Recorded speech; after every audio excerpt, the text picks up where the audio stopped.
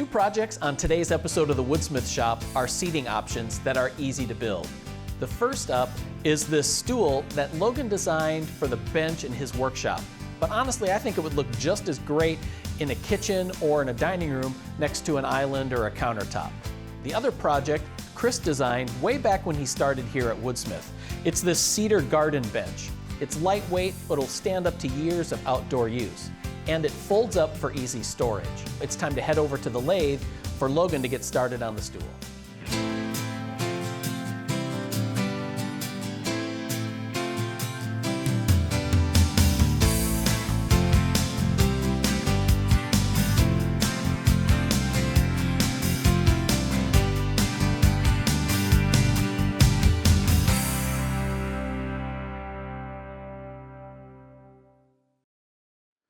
So the first of our two seating projects is going to be a stool that's in the Shinto style. It's kind of an Asian design, and it's really interesting, and I like it because you can customize it for use in different areas of the house.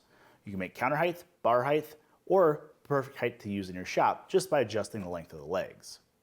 Now what I'm going to use today is going to be ash. I think it really leans into that Asian style really well, and it's going to play nicely with this design. All right, so I have our seat blank flipped upside down, and I've drawn a bunch of lines on it. And those lines mean a couple of things. Let me explain that. So first, I've marked 4 locations that are going to be our mortises for our legs that we'll make in a bit. Now, our leg connection is going to be through this tapered socket. So I have a reamer that's going to cause us to taper the tenon on the leg. And then I have a reamer in this brace that we'll use to taper the hole. So we're going to taper the tenon and taper the mortise. So that's those 4 mortise locations. Now, these holes are going to be drilled at an angle, okay? The angle of the bit is approximately 12.5 degrees, but because that bit is leaning, we need something else to line that up to, and that's called sight lines, and that's what these guys are. These are set at a 30-degree angle from parallel to those lines. And this drill guide that I have set up has 2 little notches in it. And those kind of act like sights. And I can use those to align this right in line with those sight lines and place that bit right where my mortise is going to be. And now everything's lined up. And I'm going to do that for each of those 4 mortise locations. All of them will be angled away from the center of the board, approximately. Okay, so we have our 4 mortises angled away from the center. Now we have to go make some legs to go ahead and fit into those mortises. And one of the things that I like about this turning project is it's about as simple as you can get. We're going to take these square blanks, we're going to turn them around, and then we're going to add a couple of small tapers. One of the things that I don't want to do is to over tighten the tailstock. By pushing those 2 ends together, you can actually cause a little bit of tension and wobbling in the center. So as I'm turning this, if I notice there's any little bit of bounce in the center, I might just loosen that a little bit and see if that takes care of it. So now that's set up, ready to go. We'll move the tool rest into place. And then what I'm going to do is start by just using a spindle roughing gouge. I'm just going to bring this entire thing to a cylinder. I'm going to do that with the speed set pretty high because this is a small diameter spindle. I want to turn it about as fast as I can. All right, now that leg's really rough still, but that's okay. I've knocked off the corners and it's cylindrical enough that I can go ahead and add the rest of my layout lines. And then as I'm turning it, once it gets a little bit closer to round, I'll be able to use my hand to help steady it and keep vibration down. So what I'm going to do now is I'm going to lay out some points with this little template that I've made. And all this is a piece of plywood, and I've added brad nails in 3 different spots. And those are going to kind of designate 3 important areas of this leg. The first is the top, the other end is the bottom, and then I have another brad right here about 1/3 of the way down, and that's going to be the fattest point of this leg. So what I'm going to do is I'm going to turn the lathe on, I'm going to hold this up, and I'm going to use those nails that I've clipped the heads off on to score lines on here. And that's going to be my guide. And then I'll come in with my parting tool, and I'll set my diameters at each of those points. The top point is going to be 1 inch, the bottom is going to be 1 3/16, and then the fattest point is going to be 1 3/4. So I'll go ahead and set those points with the parting tool, and then I have 3 areas that are my targets. And all I have to do is connect those and then sand the leg smooth. All right, so now that I've roughed everything down with the spindle roughing gouge, I'm making some final passes with a skew chisel. Now the skew chisel is a little bit harder to use, but it leaves a much nicer surface. And even though I'm probably going to paint these legs, I want to get down to a pretty smooth surface to begin with before I start sanding. So what I'll do is I'll just guide this skew along the tool rest, and I'll wrap my hand around the leg. And that's to help stabilize it and keep it from bouncing, because there is quite a bit of flex here in the center of this leg. All right, so a couple hours at the lathe, I now have 4 legs, 3 long stretchers and 2 short stretchers. And now we have to make the tenons on these legs match the mortises we drilled earlier. And that's a 2-part process. The first is we have to shape these tenons. And we're gonna do that with this tenon cutter. And this is basically a large industrial sized pencil sharpener. The tenon fits in there, and then as you turn the leg, that tenon cutter just shaves off a ribbon of fibers off the end of that tenon. You end up with something that looks like this. It's a tapered tenon. So now we have to make those mortises match. And to do that, we have a matching reamer here. Now that reamer matches the angle of that tenon cutter. So in theory, as we're reaming out the holes that we drilled earlier, we can keep checking this fit until it fits how we want, and then we're done. So the thing with reaming holes like this is that you can actually steer the hole. So we want to make sure we're staying in line with our sight line still, and we're not angling too far one way or another. So the easiest way I found to do this, and it looks goofy, is to put your palm on top of the brace, put your forehead on it, and then kind of watch as you're turning it and reaming out the hole.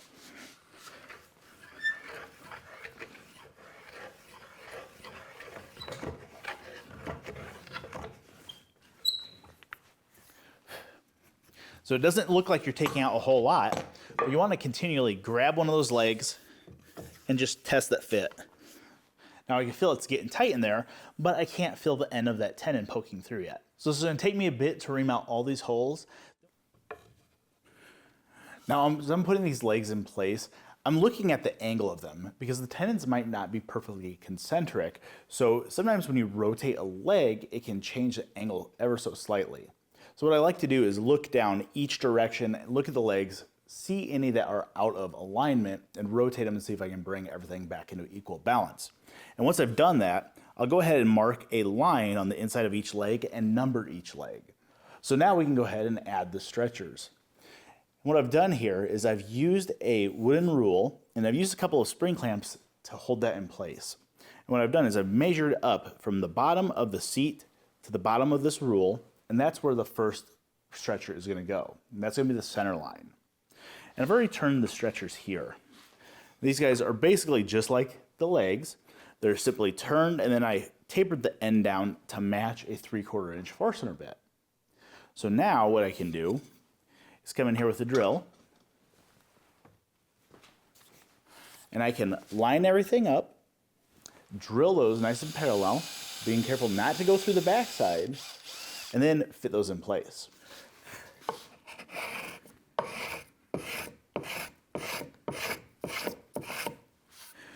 So the final thing to take care of before we glue up this stool is going to be to shape the seat. And I've already done that here. Let me kind of explain how I did that.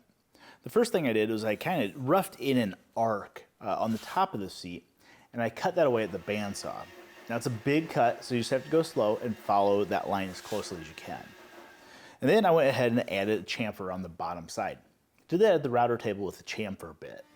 I chose a 30-degree bit on this, and I think it looks really nice. So now here I am at the bench, cleaning up that surface left by the bandsaw.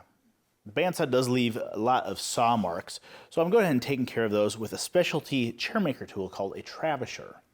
This travisher is more or less a hand plane type setup where there's a sole and a blade, and you can kind of control the depth of the cut by how far you roll this tool. Now this is usually reserved for something like a Windsor chair, but it works really well on this also. And what I like about this, besides a nicely made tool, it was really fun to use, is that it leaves a slight texture on the surface. And then I'm going to glue together the base. And there's a certain step we have to follow with the base. I'm going to use epoxy as I'm assembling that. I'm going to apply epoxy with a little bit of filler into the mortises and on those tenons. And I'm using epoxy for two reasons. First, if there's any gaps in that joint, the epoxy will fill it. And second, epoxy is a good strong bond and it gives me a lot of open time. That means I have time to wiggle all those joints together, get everything fit nicely before I apply a couple of strap clamps around it to hold it together, and it's going to hold together for a long time.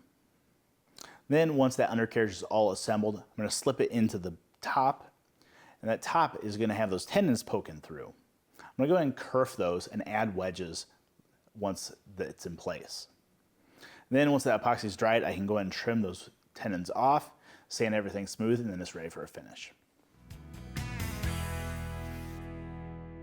Our folding bench project has two things we need to watch out for. One is it has curves, and the other is that it moves, it folds up. And that means we need to be careful about how we make our parts. We want a right part and a left part to be mirror images of each other.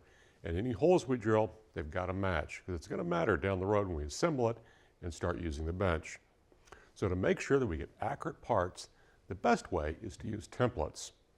Now with this project, there are downloads available for all the different parts, and they're tiled, and it's a pretty simple procedure. Just follow the directions of cutting off one edge and taping them together sequentially.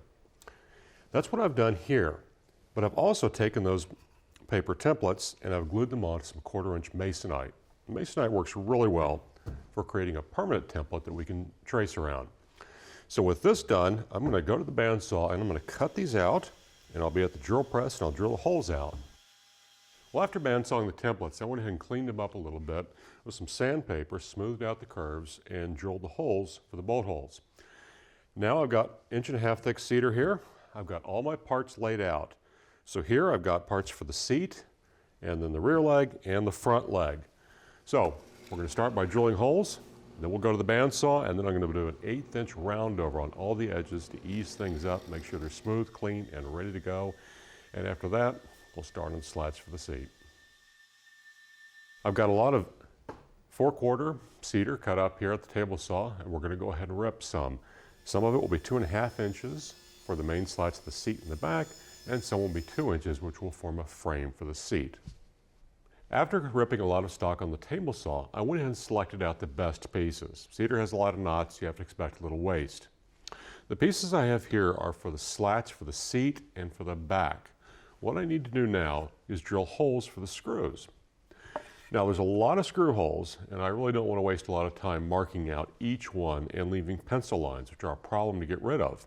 The cedar has sort of a rough texture on top, and I like that, and I want to keep it. And if I start marking it up with a pencil, well, there's no good way to get rid of it.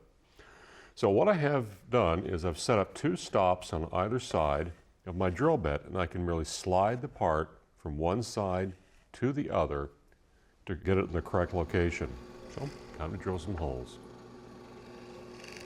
After rounding over all the edges of the slats, I took one of them and I cut a handhold. Just drilled 2 holes. I used my saber saw to clean out the excess, and then the router to round things over. It's going to be real handy when it comes time to move our bench to a nice shady spot in the yard. So I'm going to go ahead and line this up. I'm going to pre-drill and put in a screw.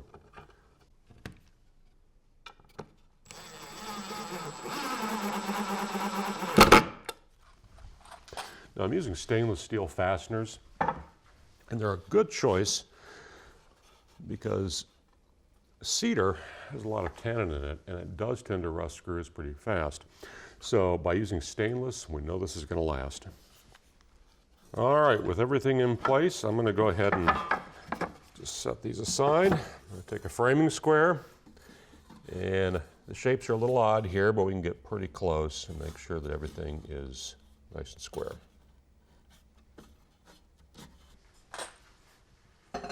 All right, so we have 3 remaining slats to put in place. And to do that, I'm just going to go ahead and lay them out and space them evenly. So we just want to look for a good, even appearance here. All right, I think that's got it. So pre-drill, and I'll run some screws in.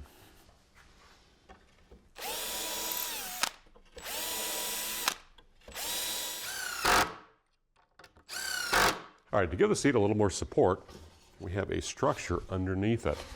I've got it on blocks right now, but it consists of a front and back piece of frame and some heavy members which are cut out of the profile of the seat. So I'll get this lined up. I've got some holes pre-drilled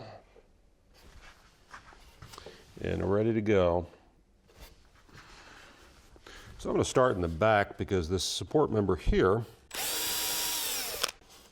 has to line up with our handle that we put in this back slat.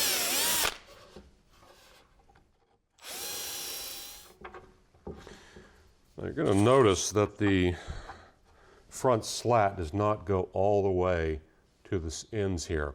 There's actually a bit of a gap, and that's because of our folding mechanism. Gives everything a little bit of clearance.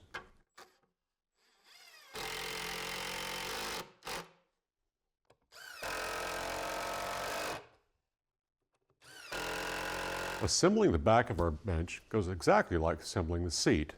What I've done here is I've gone ahead and put the top and lower of the back slats in place, got one screw, and then I went ahead and put a brace that also goes on the between the two legs, one screw as well. So we'll take a square, and I want to make absolutely sure that things are looking good.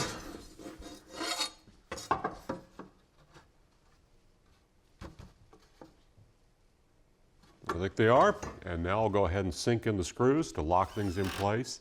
And then just like with the seat, I'm going to lay in 3 slats in between here, space them evenly, sink those screws in, and we'll be done with the back assembly. All right, we're getting to the fun part, which is the final assembly.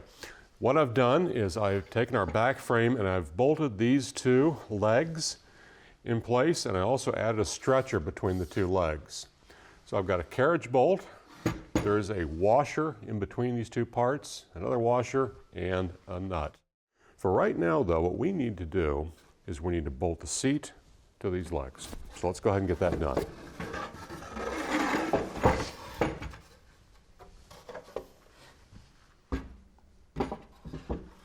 And just like with the back to these legs, we're going to use a carriage bolt. And I'm going to need to put a nut in between the 2 pieces, which makes it a little more interesting to get it all together, but not too hard. Add another washer and a nut. Okay, now I'm just going to leave all the nuts loose right now until we get things in their final state and I'm happy with the fit and how everything is working. But eventually, I do want to use a little bit of thread locker to keep the nuts from moving. And I'll seat the heads of the carriage bolts. So let's take a look right now where we're at. And so you can see our bench is starting to take shape. Well, now we need to make 2 aluminum straps to keep that seat in position. You can see this is my finished strap here. So there's a sequence of events that need to happen. First off, I've got a 10-inch strip of aluminum cut, and I went ahead and rounded the corners. And you can round them with a file. I used a small belt sander, however you want to do it. Now we need to mark the location of these bolt holes. And as long as we're busy marking things, I'm going to make 2 layout lines on each end to help me with this bend. First thing I'm going to do is I'm going to take this Sharpie and I'm going to put a little ink down on each end around where that bolt hole goes, and that's just going to help me see my layout lines and make it a little easier for me to use a punch and mark that location. So with that done, I take my ruler and I want to be 5/8 of an inch from the end. I'll do that on each end. Now I can mark the center the other direction.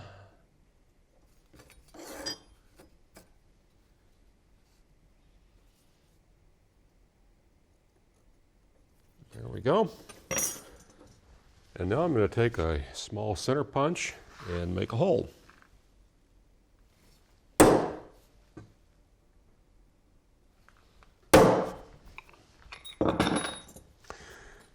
Now we also need to make layout lines to help us with this bend.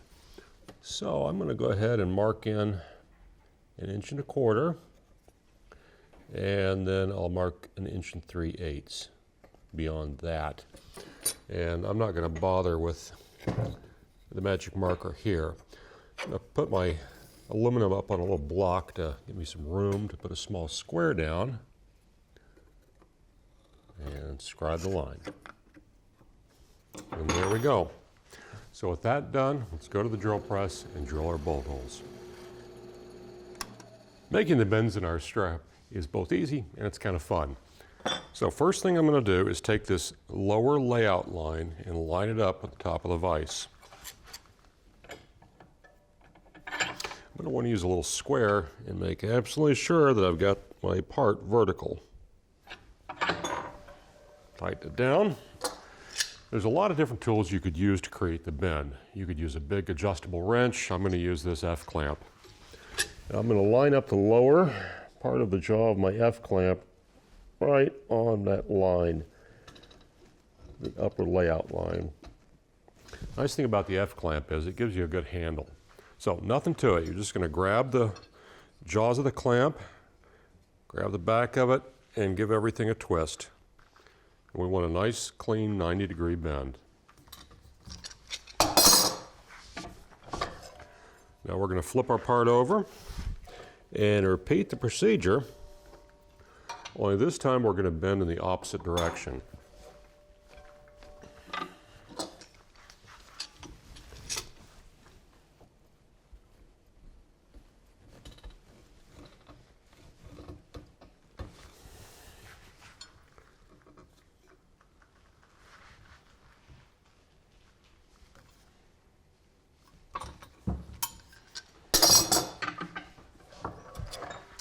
And there we go. All right, it's time to get the straps on and finish this project up. So I've got a carriage bolt through our seat side, and I'm going to use a 1-inch nylon spacer to pack off our strap. Put that on, and now I'm going to put a washer and a nut.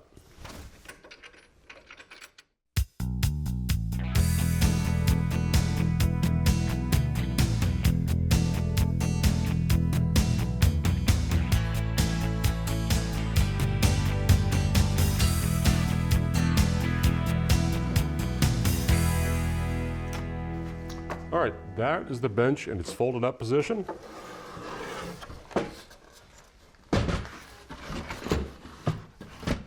There's the bench ready to sit.